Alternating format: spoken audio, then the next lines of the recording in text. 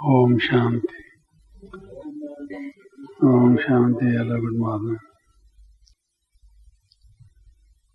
Baba generally says that we are weak in our subject of meditation, of yoga. And that we are weak in this subject. अच्छा, कहा था हमने। बाबा आमतौर से कहते हैं कि बच्चे, आपका जो योग अभ्यास है इसमें आप कमजोर हो। योग की प्रैक्टिस जो होनी चाहिए, जैसे योग की स्टेज होनी चाहिए, वैसे आपकी नहीं है। बहुत पहले भी बाबा ये कहते थे जब साकार में थे, और अब भी बाबा कई दफा कहते हैं। I don't know what am I supposed to do, you see.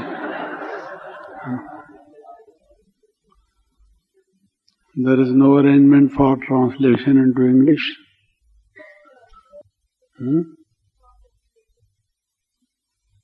So should I finally speak in Hindi or English?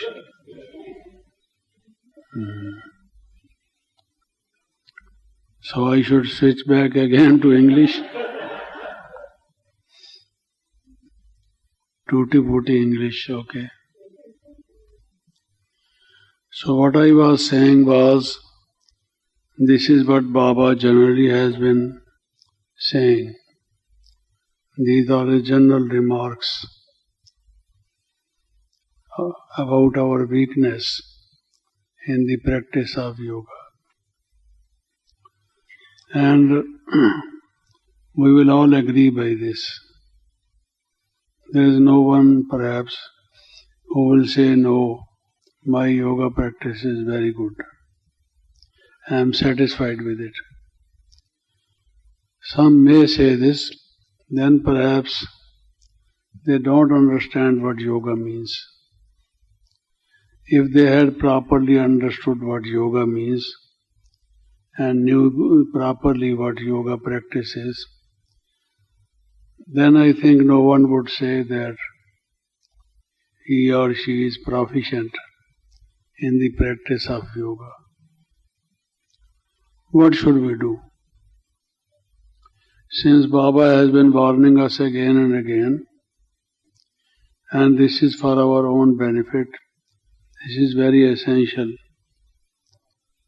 First and foremost, we have to be yogi. The Gita also again and again talks of yoga. Tasmad yogi bhava Arjuna.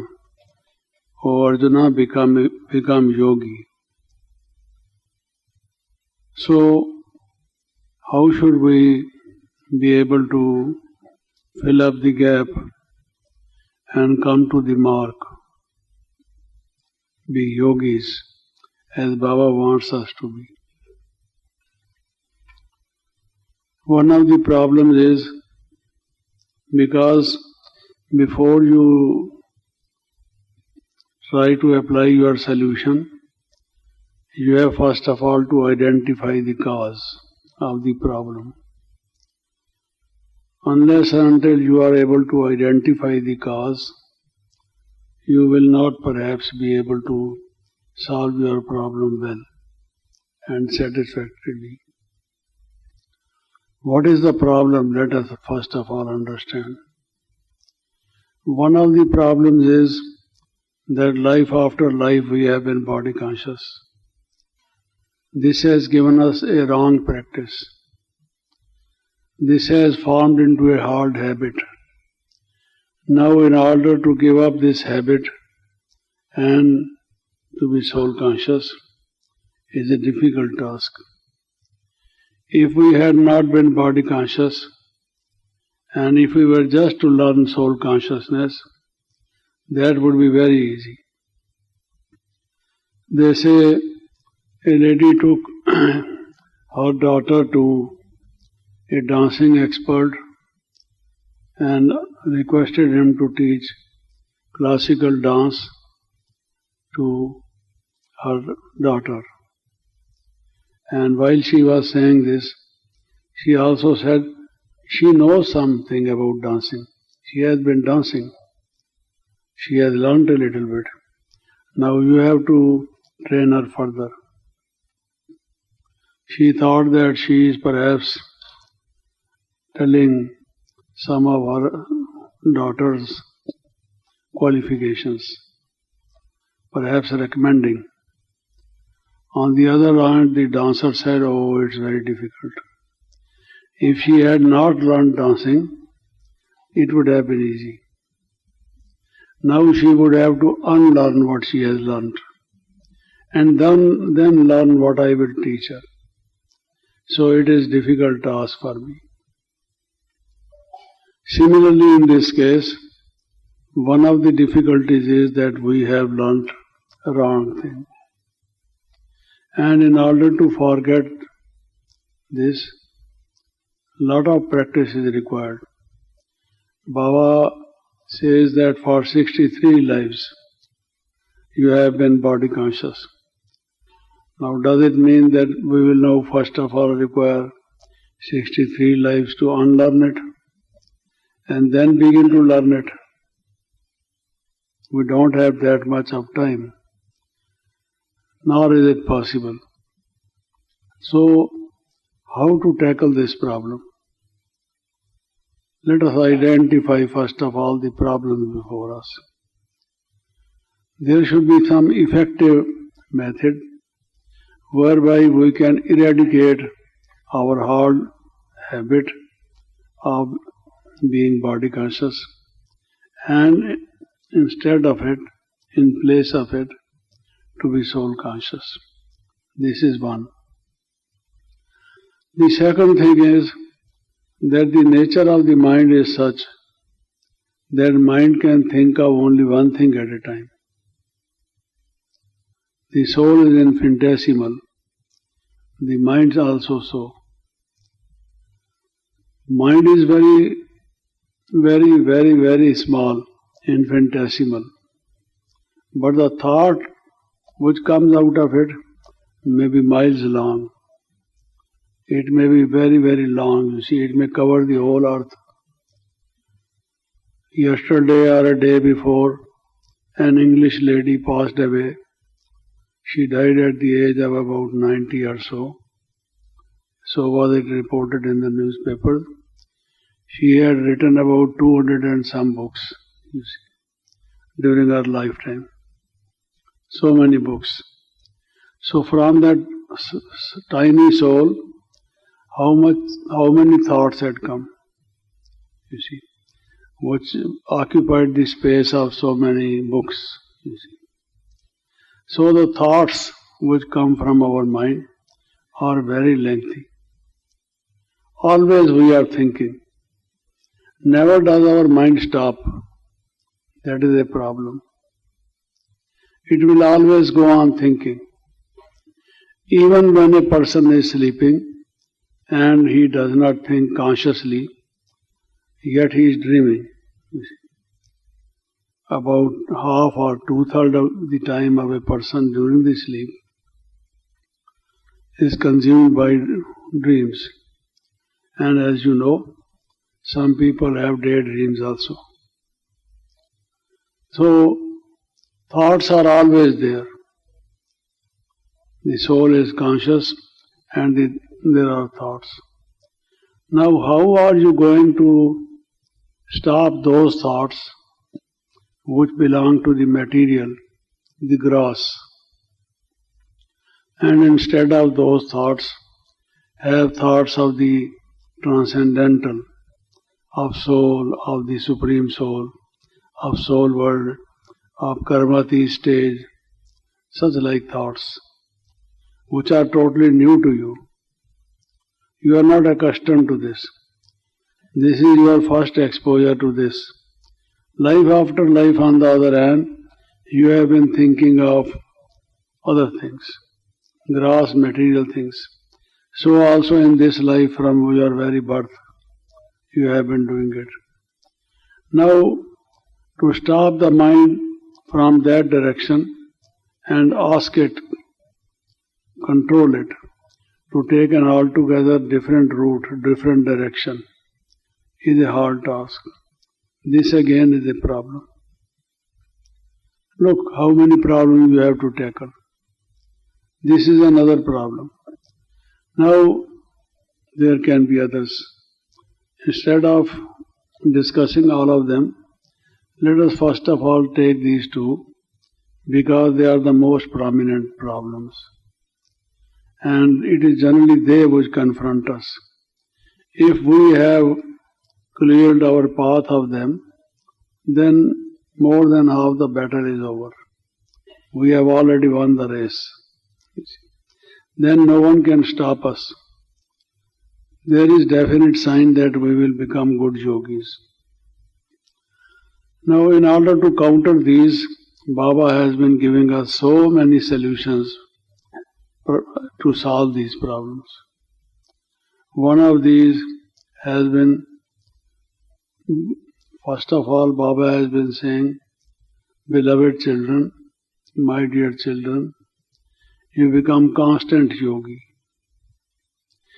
When you have constant thought of soul, naturally no other thought will enter.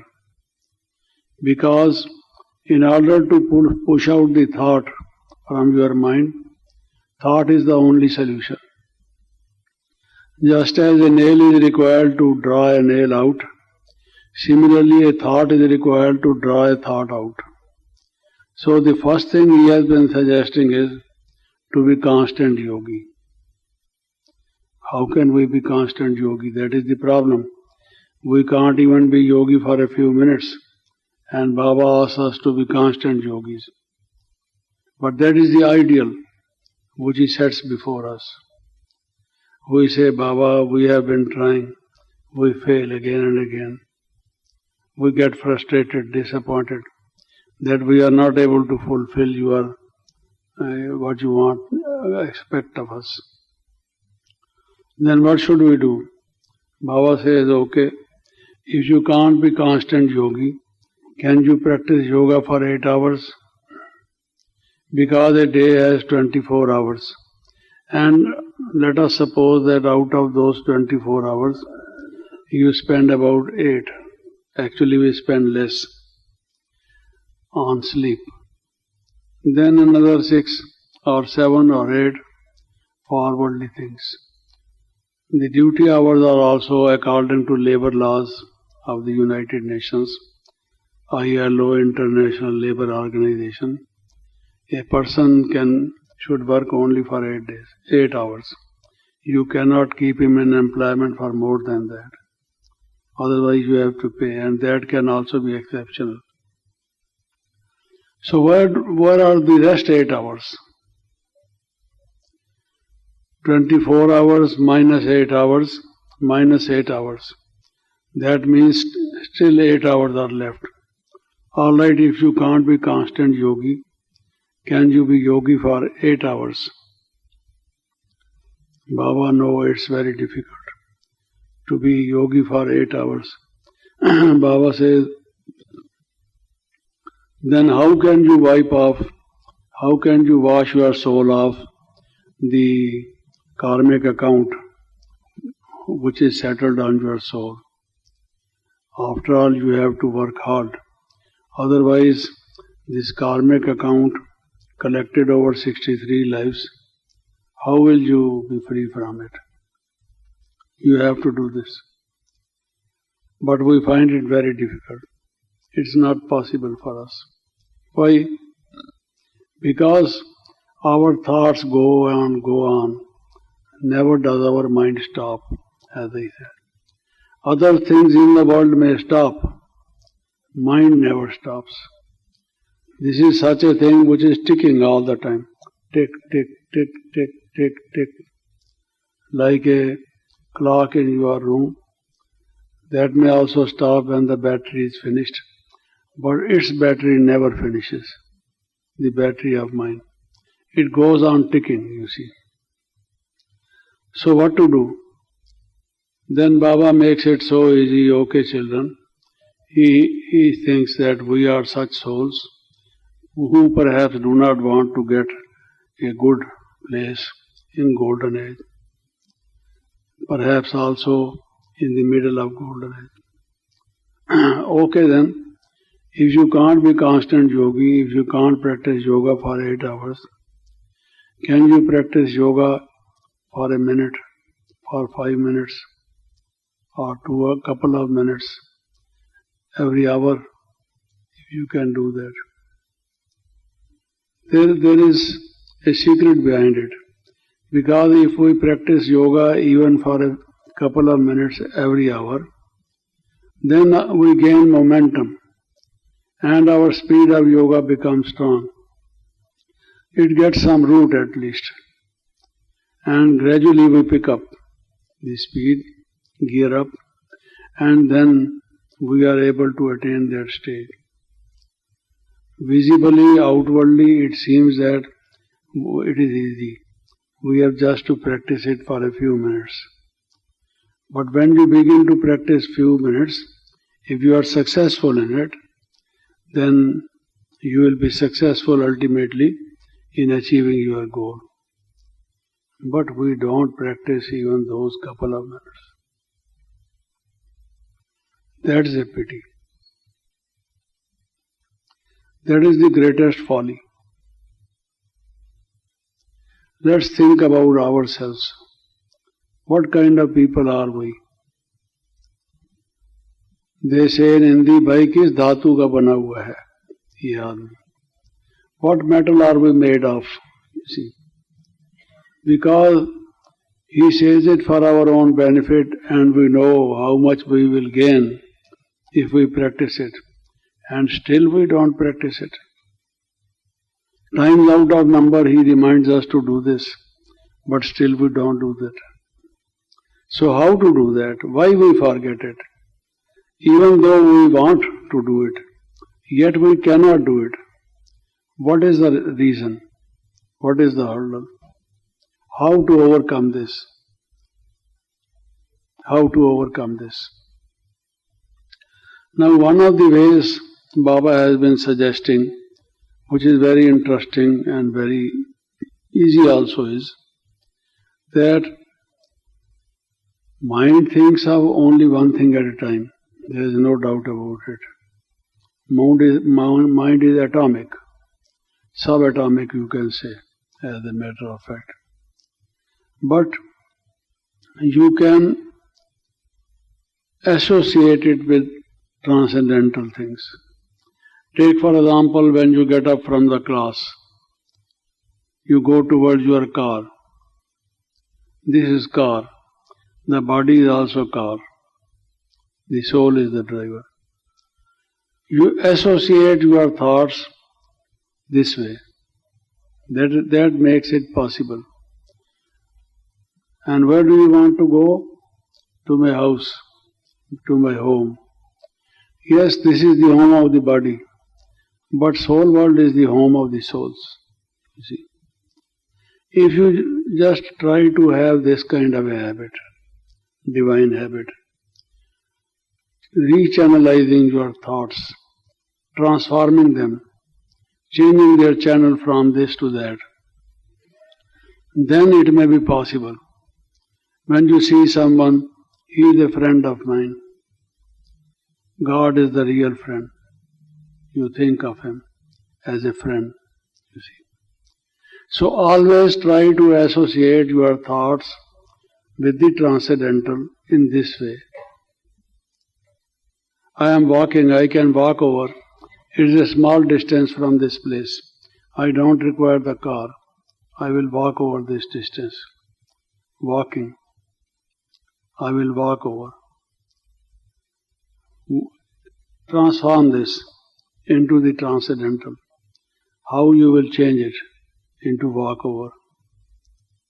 Walking, talking, eating, writing, whatever you do, you will find there is something which is transcendental, parallel to it, and you can rechannelize it. If we can do that, if we form that practice, then it may be possible. Here is a clock before me. And what is the time now in the world clock? You see. If I think of it also in connection with this, what is the time in the world clock? Which means the world wheel, Srishti Chakra, which is world wheel. So on and so forth. This is one of the ways which can help us. There can be other ways. We'll talk about them later. So if we don't adopt these ways and rechannelize our thoughts, then it may be very, very difficult. We'll take it up later, further of it. Thank you. Om Shanti.